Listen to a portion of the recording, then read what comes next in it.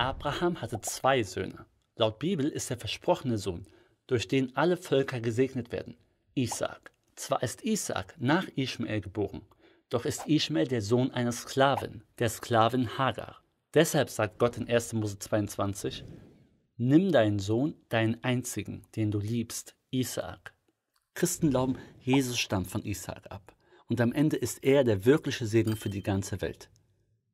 Viele Muslime sagen, dass der Segen nicht auf Isaak, sondern auf seinem Halbbruder Ischmael liegt. Die Grundlage ist aber weniger der Koran, sondern mehr die islamische Tradition.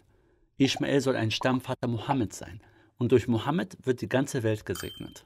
Abraham hat Hagar und Ismael in der Wüste zurückgelassen, weil Gott es ihm befohlen hatte. Auf der Suche nach Hilfe lief Hagar zwischen zwei Hügeln hin und her.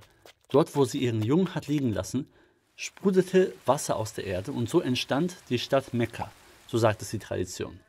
So wie Hagar laufen Muslime auch heute noch zwischen diesen zwei Hügeln hin und her, wenn sie pilgern. Wie erklären sich Muslime hier den Unterschied zwischen Koran und Bibel?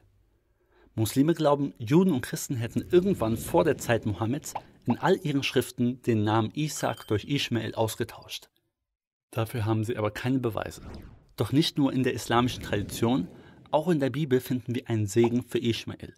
Gott verspricht seiner Mutter Hagar, siehe, du bist schwanger und du wirst einen Sohn gebären, dem sollst du den Namen Ischmael geben. Gott hört, denn der Herr hat auf dein Elend gehört. Ich werde dir mehr Nachkommen geben, als du zählen kannst. Gott spricht den Ismaeliten viele Nachkommen zu. Das ist ein großer Segen. Gott hatte sie von Anfang an im Blick.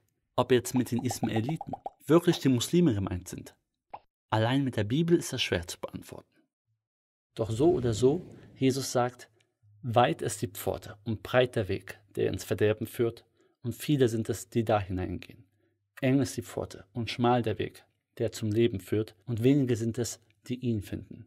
Es zählt also nicht die Masse, wenn es um Paradies und Hölle geht, sondern das Handeln der einzelnen Personen.